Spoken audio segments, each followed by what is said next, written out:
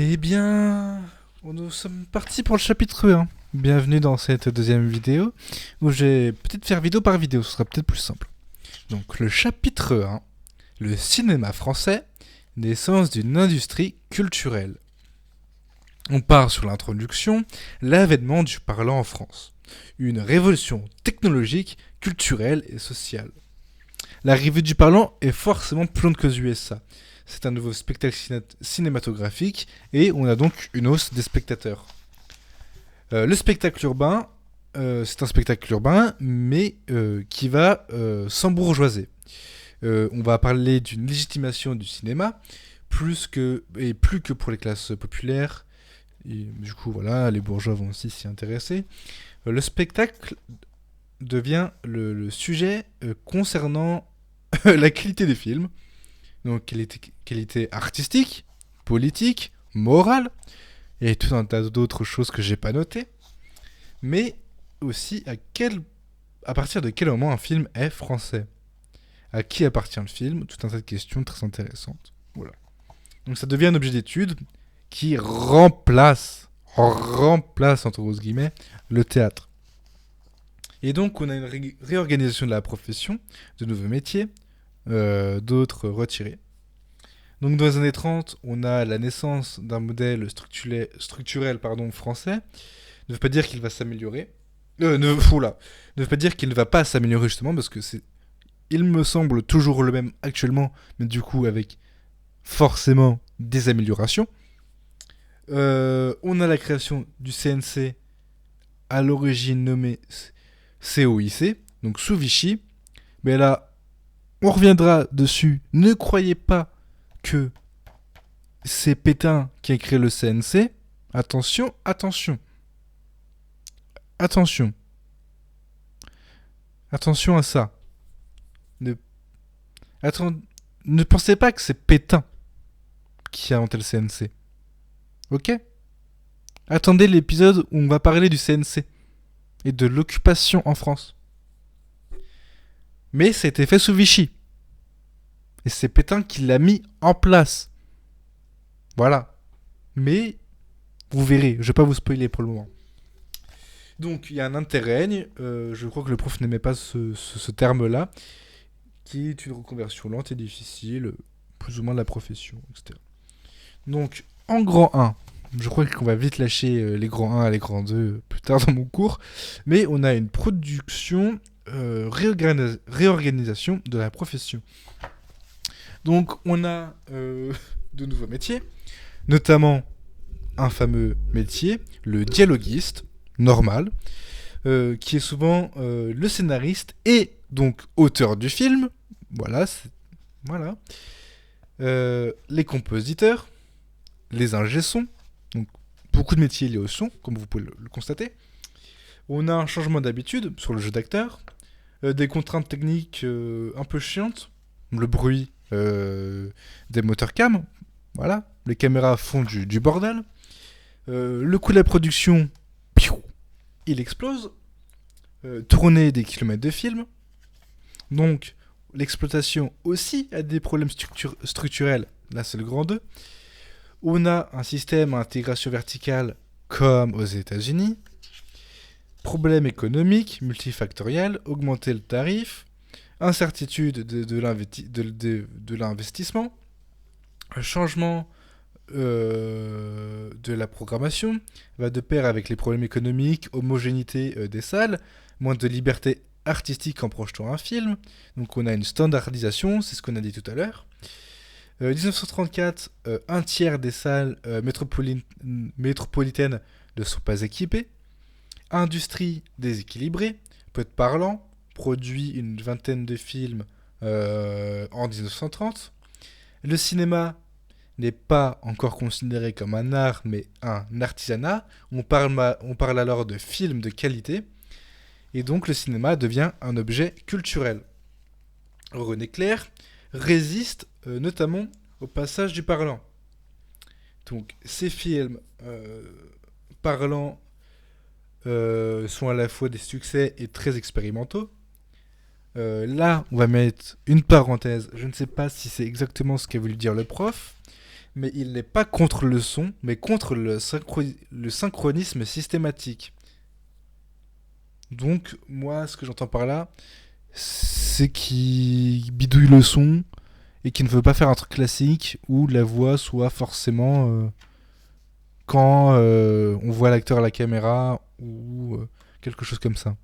Mais plus peut-être des délires un peu plus poussés que juste voir un personnage qui parle.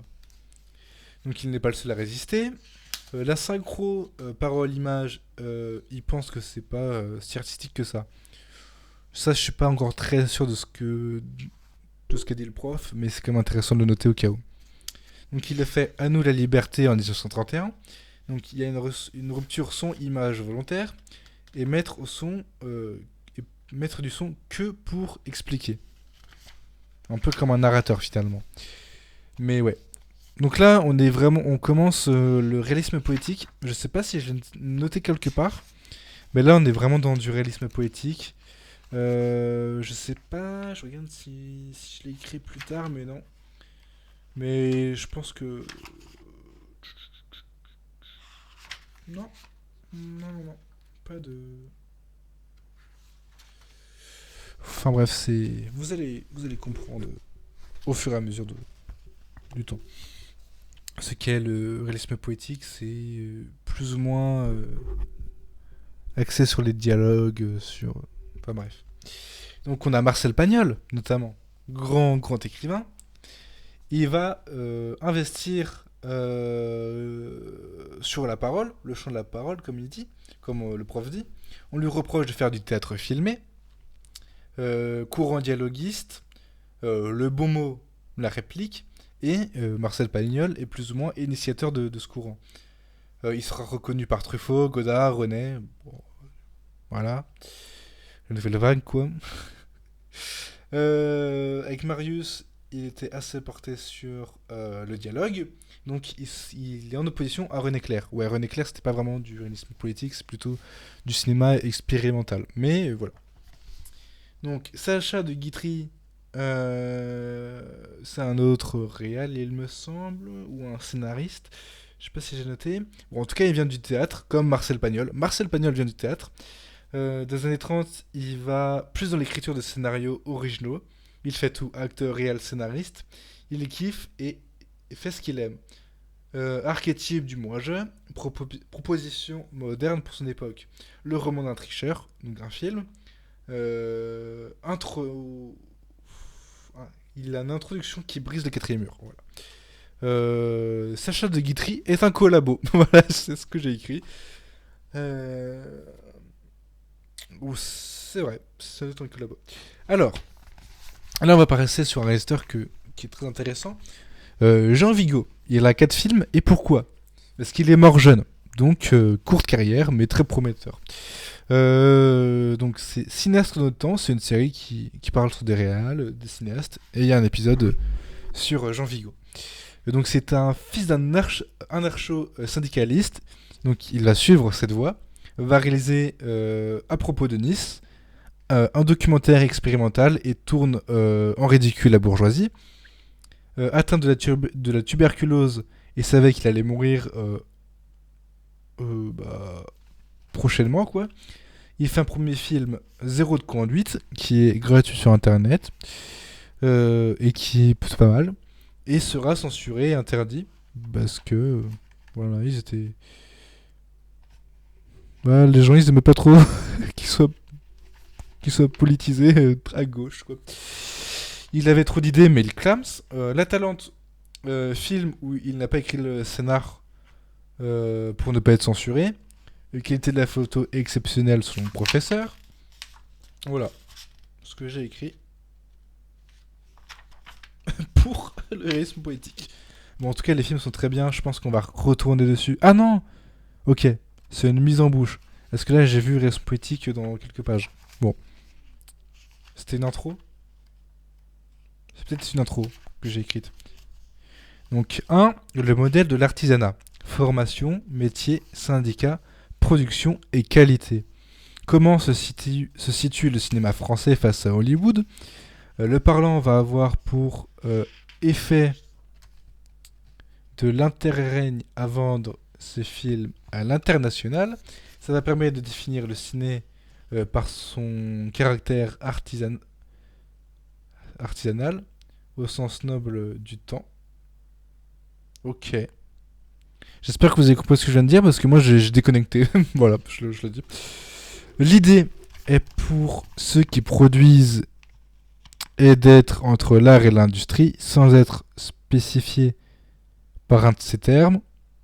Produit, manufacturé, distingué par la manière de faire sa qualité. J'ai encore déconnecté une deuxième fois. Mais c'est ce que j'ai écrit. Alors, continuons notre récit. Le secteur de la production, des sociétés indépendantes montées pour produire un film, c'est environ 60%, 2-3 films max du secteur, et c'est toujours le cas. Société de taille moyenne avec prétention artistique, donc l'Albatros, la Société des films Sonore Tobis, Cinéas, les films de Marcel Pagnol. Voilà. Des consortiums.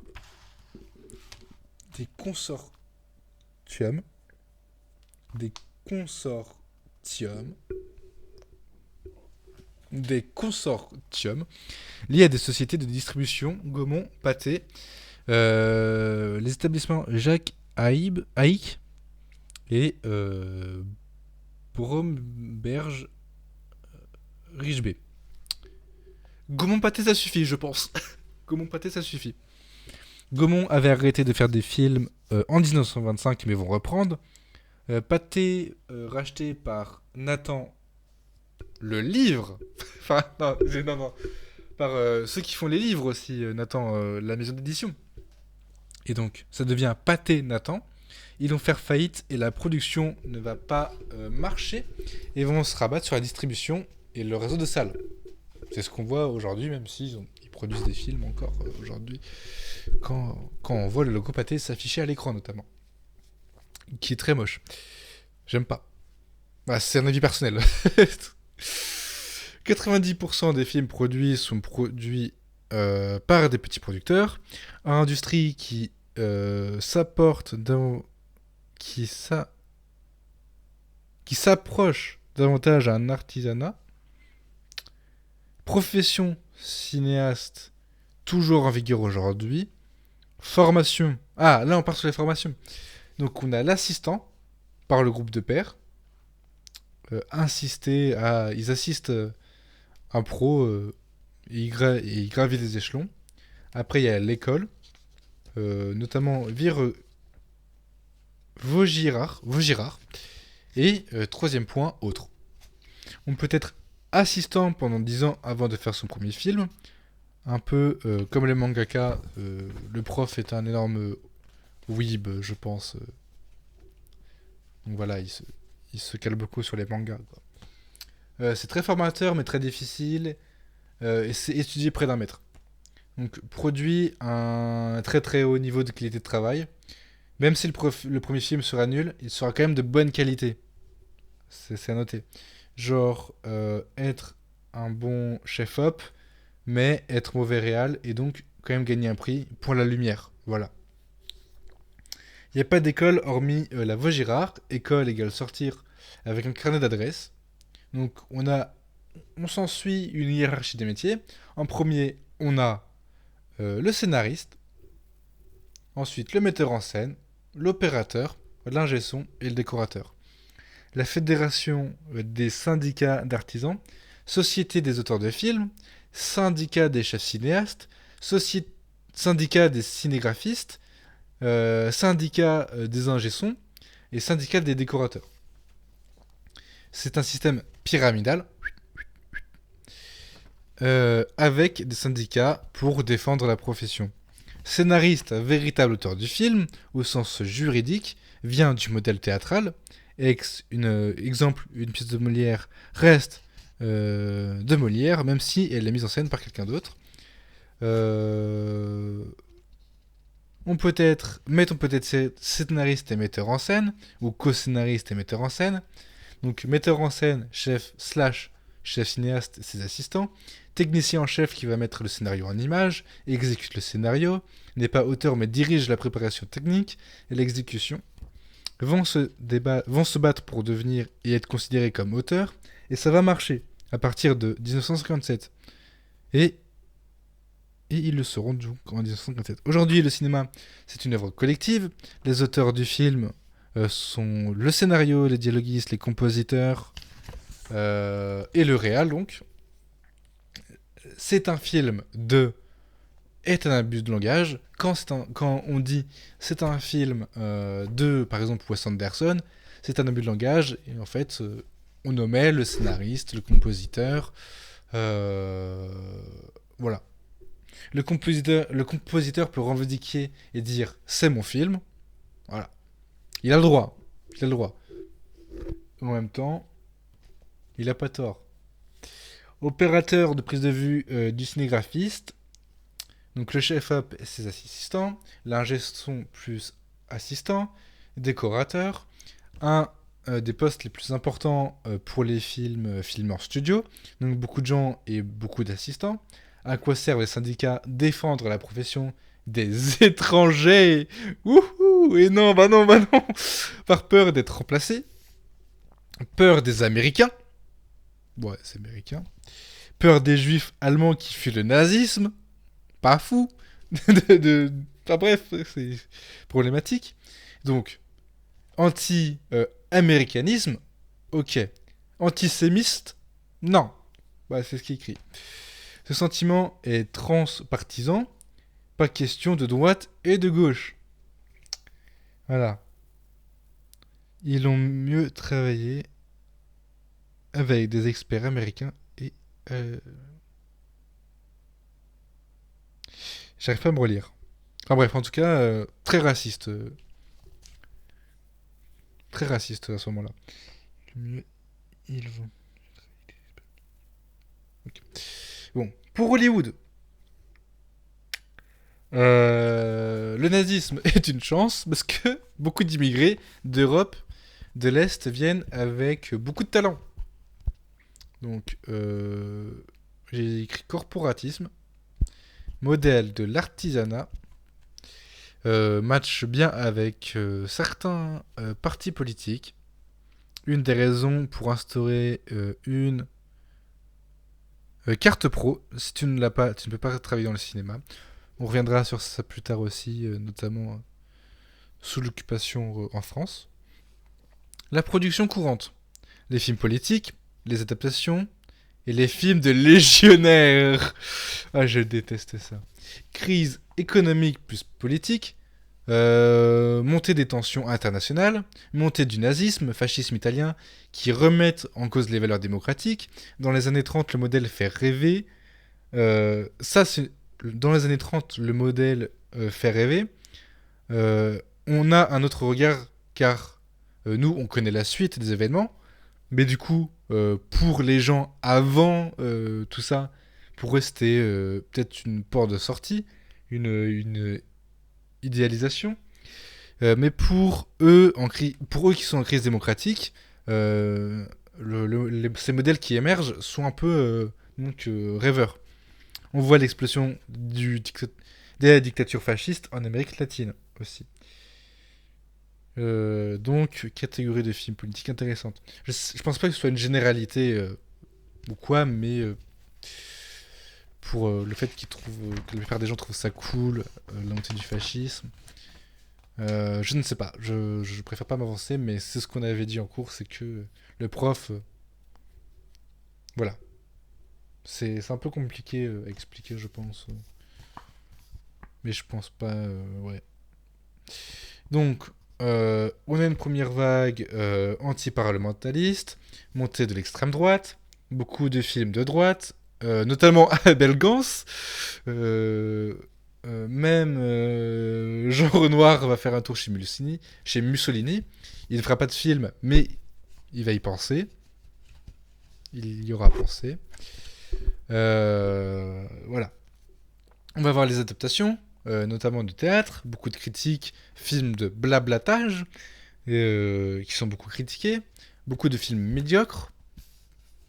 On a les films de légionnaires, le film colonial, le film d'uniforme, drame et comédie. Pas beaucoup de chefs-d'œuvre. Honnêtement, quand j'ai cherché les films, personne les avait vus, j'ai pas envie de les voir et je pense pas qu'on puisse les trouver facilement. À part à la BU, quoi. Mais bon. Le plus connu, en tout cas un des plus connus, des films, colonial, c'est La Bandera avec Jean Gabin, du coup un acteur. C'est un film colonial et comment sont montrées les colonies. C'est un film de légionnaire. Pepe Le Moko, je crois aussi que c'est un film légionnaire qui est film à voir, film important de Duvivier 35. Il me semble que c'est un film légionnaire. Je pense que c'est un film légionnaire. Définir et juger la qualité des films, presse spécialisée, la revue du cinéma, presse populaire, Cinémonde, Ciné-Magazine, presse généraliste, rubrique consacrée à l'actu cinéma, ouvrage populaire, festival et prix, association de consommateurs, ciné-club, cinémathèque français, critères, qualité technique, esthétique, politique et morale, interprétation.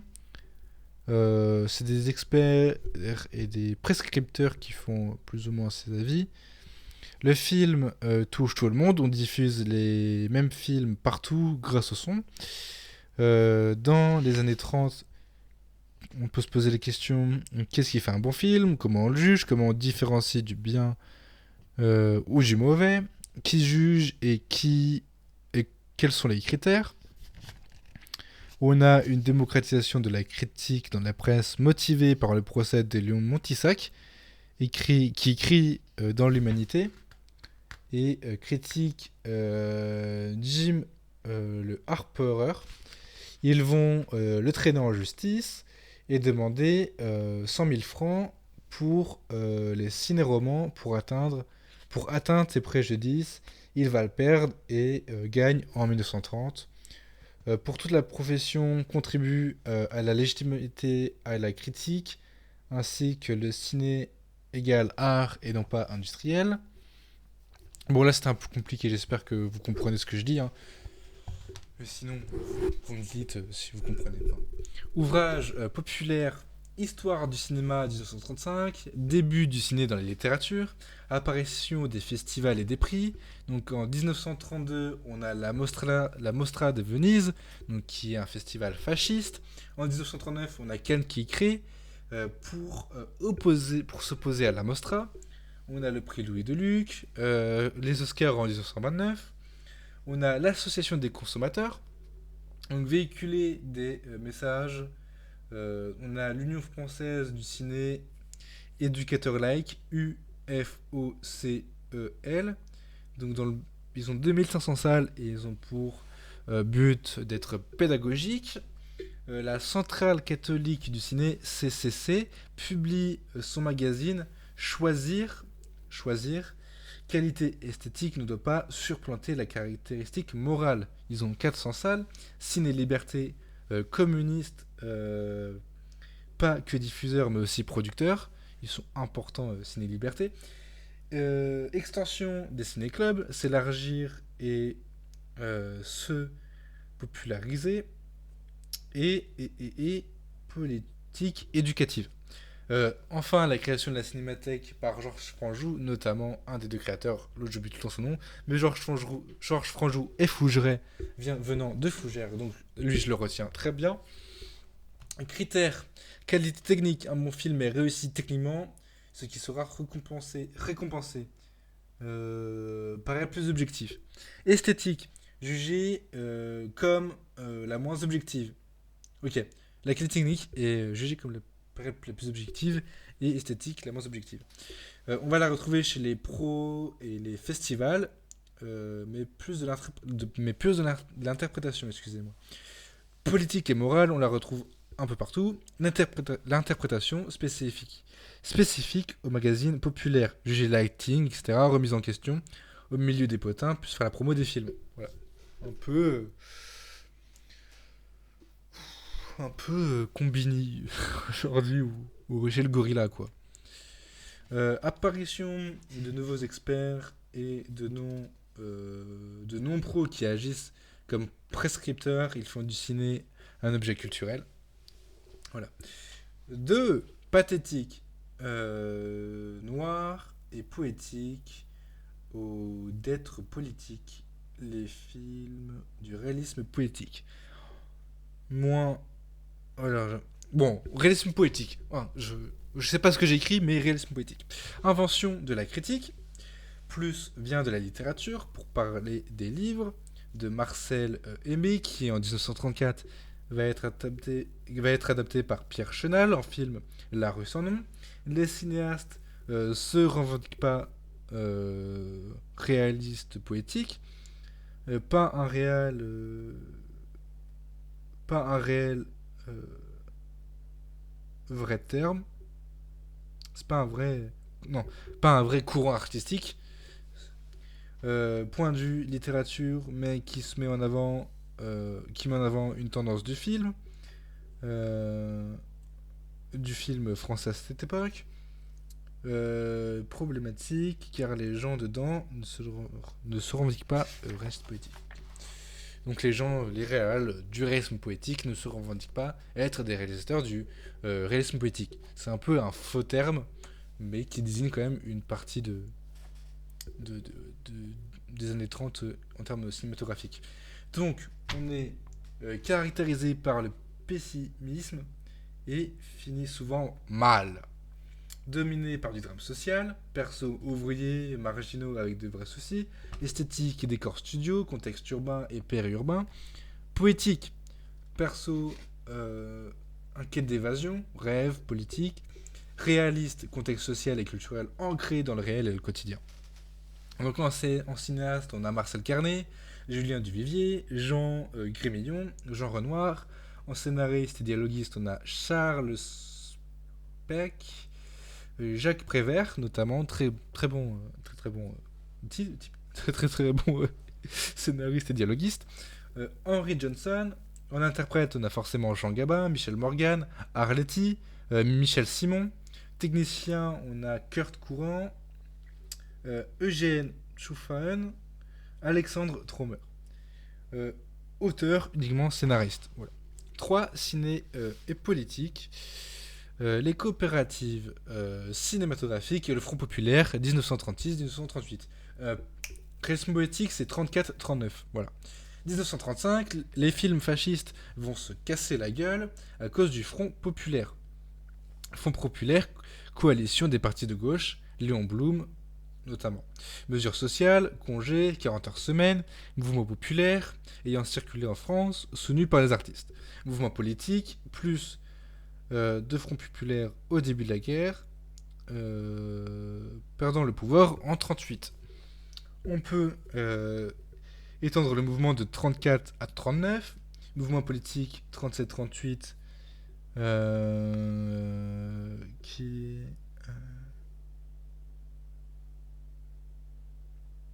Enfin bref. Oublie ce que je viens de dire. Le groupe Octobre, donc 32-35, donc les frères Prévert avec Jacques et Pierre, scénaristes et dialoguistes. Il y a aussi Yves Allégret, Jacques Becker en cinéaste. On a Élie Letan, Jean-Paul Dreyfus en documentaliste. Un acteur, on a Jean-Louis Barrault, Roger Blin. Le groupe Octobre se dissout et va en partie devenir Ciné Liberté, donc avec Jean Renoir, Becker, Georges Sadoul, il me semble, Louis Moussinac, il me semble, Georges Dulac, G. Dulac, Pierre Unique, Jean Epstein, oui, Epstein, je sais pas. Je crois qu'il n'y a aucun rapport avec le Jeffrey. Donc il produit l'actu, avec les journaux filmés de l'humanité, des documentaires, et de la fiction. Donc documentaire, court-métrage, fiction, long-métrage. Ciné Liberté, c'est 12 000 personnes. Journal ciné de l'humanité. Le film important, c'est La vie est à nous de 1936.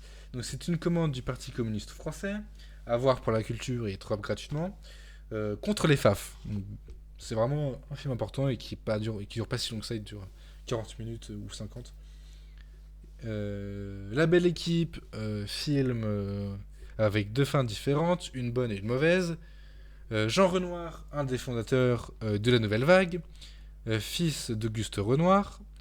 Réal, pareil, très bon réal. Du coup, pareil, les films trouvables gratuitement sur le net. Et enfin, les films importants. Films importants de Renoir. Les crimes de Montlans, La règle du jeu, le plus.